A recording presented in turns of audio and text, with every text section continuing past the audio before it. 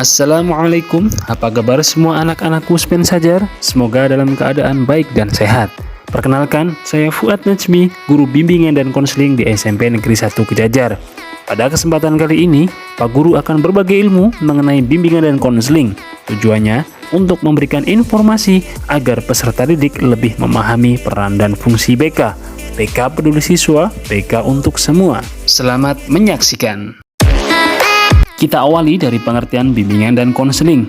Upaya sistematis, objektif, logis, dan berkelanjutan, serta terprogram yang dilakukan oleh konselor atau guru BK untuk memfasilitasi perkembangan peserta didik atau konseli untuk mencapai kemandirian dalam kehidupannya. Sedangkan komponen program BK adalah 1. Layanan dasar. Mengembangkan kemampuan penyesuaian diri yang efektif sesuai dengan tahap dan tugas perkembangan. Yang termasuk layanan dasar adalah asesmen kebutuhan, bimbingan klasikal, bimbingan kelompok, bimbingan lintas kelas, dan pengelolaan media. Yang kedua adalah layanan peminatan dan perencanaan individual, pengembangan kompetensi sikap, kompetensi pengetahuan, dan kompetensi keterampilan peserta didik sesuai dengan minat, bakat, dan kemampuan. Yang termasuk layanan ini adalah bimbingan klasikal, konseling individual, konseling kelompok, konsultasi atau kolaborasi. Yang ketiga, layanan responsif, bantuan kepada peserta didik yang menghadapi masalah dan memerlukan pertolongan dengan segera. Yang termasuk layanan ini adalah konseling individual, konseling kelompok, konsultasi kolaborasi, home visit atau kunjungan rumah, alih tangan kasus, advokasi, konferensi kasus. Dan yang keempat adalah dukungan sistem, merupakan komponen pelayanan dan kegiatan manajemen, tata kerja infrastruktur, dan pengembangan keprofesionalan konselor secara berkelanjutan yang secara tidak langsung memberikan bantuan kepada peserta didik atau memfasilitasi kelancaran perkembangan peserta didik. Selanjutnya, bidang-bidang bimbingan dan konseling. Yang pertama adalah BK pribadi, proses pemberian bantuan kepada peserta didik untuk memahami, menerima, mengarahkan, mengambil keputusan, dan merealisasikan keputusannya secara bertanggung jawab. Yang kedua adalah BK sosial, proses pemberian bantuan kepada peserta didik untuk memahami lingkungannya dan dapat melakukan interaksi sosial secara positif, terampil berinteraksi sosial, mampu mengatasi masalah sosial yang dialaminya. Yang ketiga, bimbingan konseling belajar, proses pemberian bantuan kepada peserta didik dalam mengenali potensi diri untuk belajar, memiliki sikap dan keterampilan belajar, terampil merencanakan pendidikan, menghadapi ujian, memiliki kebiasaan belajar teratur. Yang keempat, BK karir, proses pemberian bantuan kepada peserta didik untuk mengalami pertumbuhan, perkembangan, eksplorasi, aspirasi, dan pengambilan keputusan karir sepanjang rentang hidupnya secara rasional dan realistis, berdasar potensi diri. Selanjutnya, tujuan dan bimbingan konseling. Tujuan umum, membantu peserta didik dapat mencapai kematangan dan kemandirian dalam kehidupannya, serta menjalankan tugas-tugas perkembangannya yang mencakup aspek pribadi, sosial, belajar, dan karir secara optimal. Berikut tujuan khususnya. Selanjutnya, fungsi bimbingan dan konseling. Yang pertama, pemahaman. Kedua, fasilitasi. Ketiga, penyesuaian. Keempat, penyaluran.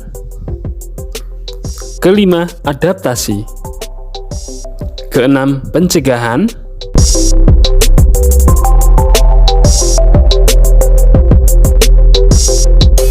Ketujuh, perbaikan dan penyembuhan. Kedelapan, pemeliharaan. Kesembilan, pengembangan. Dan kesepuluh, advokasi. Berikut asas bimbingan dan konseling. Kerahasiaan, kesukarelaan, keterbukaan, keaktifan, kemandirian, dan kekinian. Kedinamisan, keterpaduan, keharmonisan, keahlian, dan tuturi handayani. Selanjutnya, prinsip bimbingan dan konseling.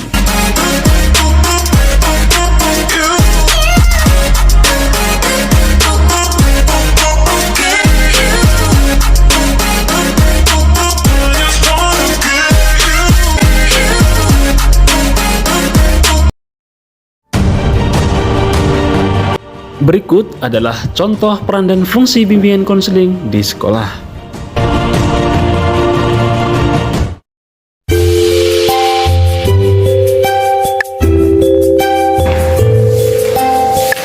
Kok pelajarannya susah?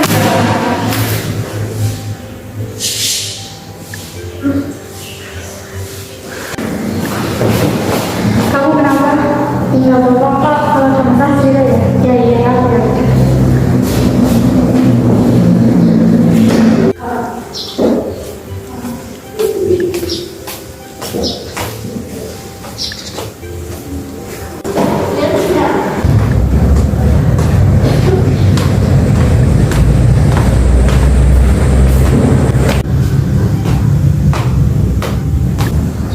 Assalamualaikum, selamat pagi Pak. Waalaikumsalam. Bugo, masuk, silakan. Baik Pak.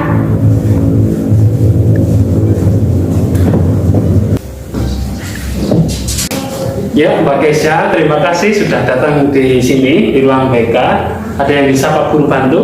Jadi begini Pak, akhir-akhir ini saya mengalami kesulitan belajar. Kira-kira kenapa ya? Jadi Mbak Kesha selama ini mengalami kesulitan belajar akhir-akhir ini. Iya Pak. Oh ya.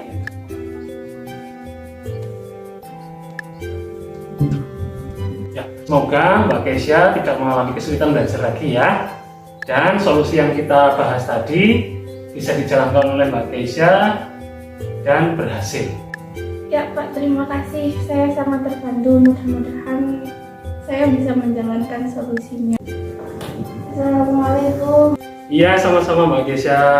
Waalaikumsalam.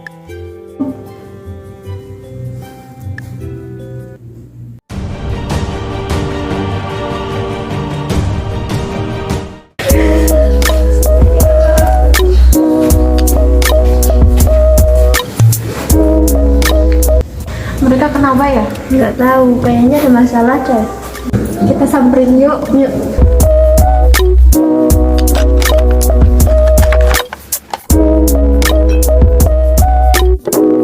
Kalian kenapa?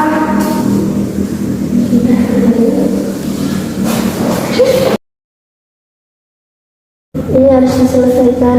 Ya, kita hubungi guru BK aja yuk.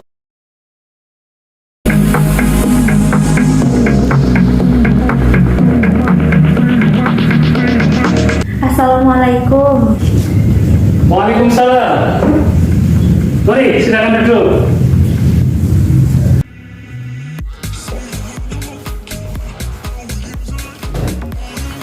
Ada yang bisa Bapak bantu? Kami ada masalah teman Pak, mohon bantuannya. Oh iya, akan saya bantu. Besok datang saja ya, Ya, dengan Pak. temannya.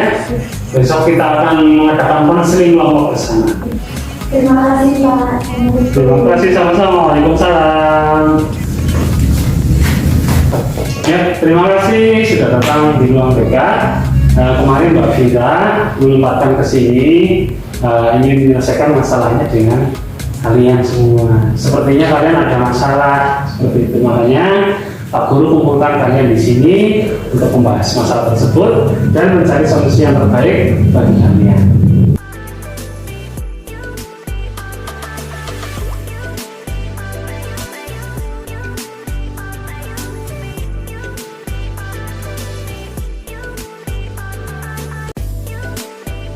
Dari saya yang bisa membantu, ya. Jika ada masalah lagi silakan ceritakan ke saya saja, nggak apa-apa. Guru BK datang saja ke ruang BK, seperti itu ya. Jangan takut untuk datang ke ruang BK, ya, gitu ya.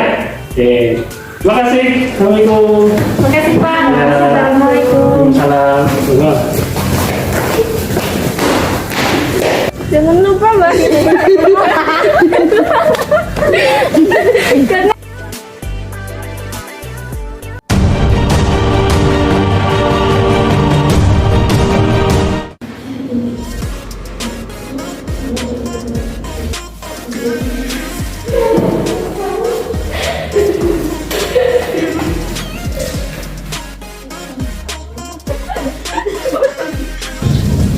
Fir, sini kamu. Enggak. Sini nggak apa-apa. Nggak usah.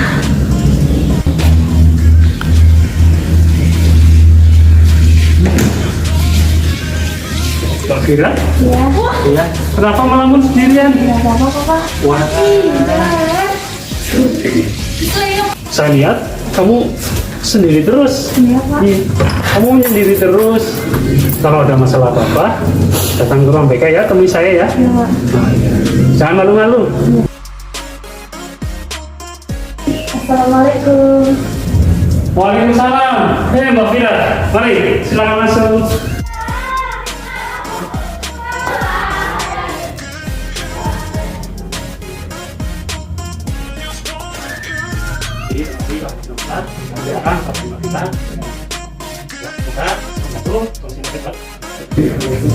Terima kasih Pak. Terima kasih. Waalaikumsalam.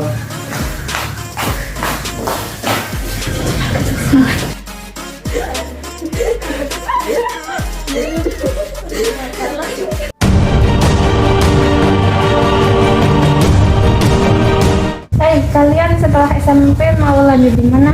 Nggak tahu, masih bingung saya. Nggak tahu, masih bimbang mau di SMA atau SMP? Nggak tahu. Kalau aku masih bingung antara mondok atau SMA. Kita cari informasi yuk. Yuk. Ada Pak Fuad tuh, kita tanya-tanya aja yuk. Yuk. Halo Pak Fuad.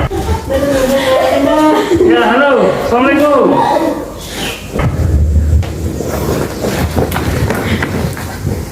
Ada apa? Kita mau tanya-tanya Oh iya, tanya-tanya apa? tentang studi lanjut. Oke, kita kesana aja yuk. Yuk. Jadi gini Pak, kita masih bingung setelah lulus mau lanjut kemana. Oh, jadi kalian udah kelas 9 ya? Wah, cepat sekali. Nanti kalian ya sebisanya sih harusnya melanjutkan ya. Tapi kalian harus tahu dulu kamu mau melanjutkan kemana dan di mana. Seperti itu ya. Jadi saya punya informasi tentang studi lanjut. Bapak kalian baca satu-satu ya. Nih. Silakan kalian baca dan juga sekarang teknologinya udah canggih tuh. Kalian browsing aja tuh lewat HP. Sekolah yang kalian inginkan itu yang seperti apa? SMA 1, SMA 2, mondok, pondok pesantren, ya dan lain sebagainya. Tapi ya jangan menikah dulu ya.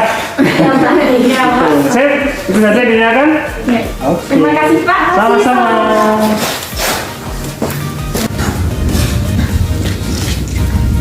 Pak, mereka ternyata bisa memberikan informasi yang lebih banyak ya tentang studi lanjut. Iya.